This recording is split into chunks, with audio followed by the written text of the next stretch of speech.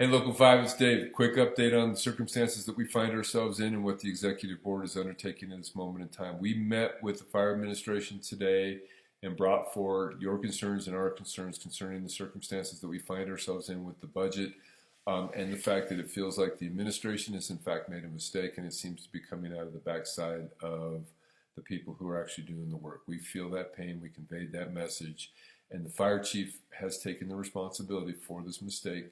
And understanding, people are asking for, where is the accountability? The fire chief realizes and understands what that accountability is. He's accepted that responsibility to his boss, and to that end, we're not sure what that outcome looks like, but he definitely is concerned, and the potential is for ultimately probably the heaviest of prices to be paid. So kind of we'll have to watch and see what that is. We also got some information from the administration that defines the fact that this is a little bit of a mistake by the administration, but ultimately this is actually a huge problem in the budgetary allocation of funding from the city and how that's released, who's that's governed by, and how it's basically made to the fire department. We still have to get some clarity on some definitions and some facts before we make some steps, but we are planning, in fact, to make political and public moves on this to make sure that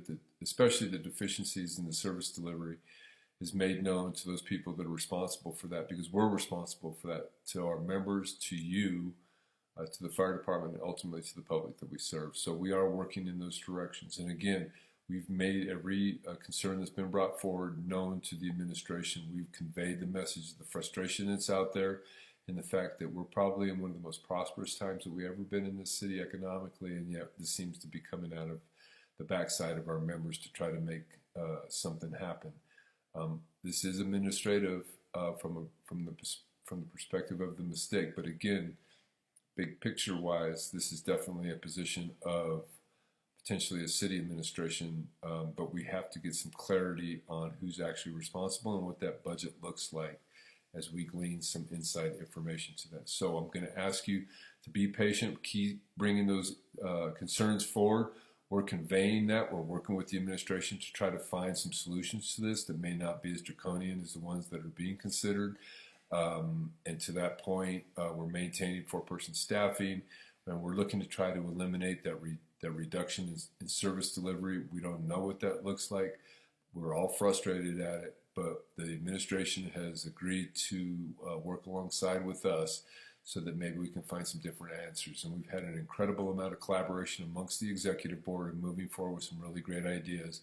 We want to make sure that we're on firm foundations and solid footing with the facts before we make any huge steps. But we do plan, again, politically and publicly, to make things known and move forward on this so we can try to rectify this problem both currently and in the future. And I also want to reassure everybody, this in no way is going to impact our future compensation, at least in the short term. So for 2020 right now, the package that looks like by the city administration's perspective at this time is that we will be, in fact, maintain the market. So those numbers are going to move favorably as they should. So this will not, in fact, impact compensation for next year.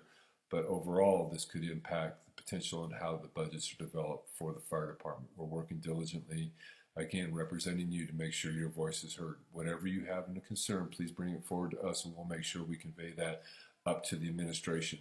We've got 3 firm things that we need to happen within the next day or two as far as some moves. And once we get the answers to those questions, we'll definitely let you know as well.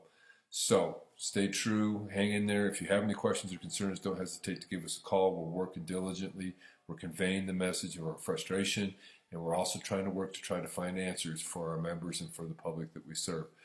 So thank you for your patience in that. Stand by, and we'll keep you up to date as much as we can. Given that, last thing, real quick, for Friday and Saturday on the memorial, so that's the 20th and 21st, we're still short about 40 people. So for all of you, especially the young ones that have come on, those who have never had an opportunity to come out, hang out, and really get involved with this, I promise you it's an incredible experience. Touch base, if just come out, throw in 1 4-hour, 6-hour shift, drive some folks around, meet some people that are here to honor those that have given the ultimate sacrifice, get involved with the families, truly understand what this event is all about. It's truly an incredible event and ordeal, And I promise you that we'll take good care of you, and you'll take good care of the families, and it works all the way around, and you'll be really impacted by it. So we're looking for about 40 positions that we need to fill in with. Those are 4 6-hour positions. Come in, just throw in one time. If you've never done it before, don't be reluctant to touch base with myself. Again, Chris Weaver is the primary person who's organizing and overseeing. He's losing his mind because we are still a little bit short as far as volunteers on that. Please come out. By the way, the administration has continued their promise to make sure that we have the most available staffing from the department during this event, because they know how important it is as well. But again, if you have an opportunity for that Friday and Saturday, the 20th and 21st, throw in for Chris Weaver, because we could really, really use the help.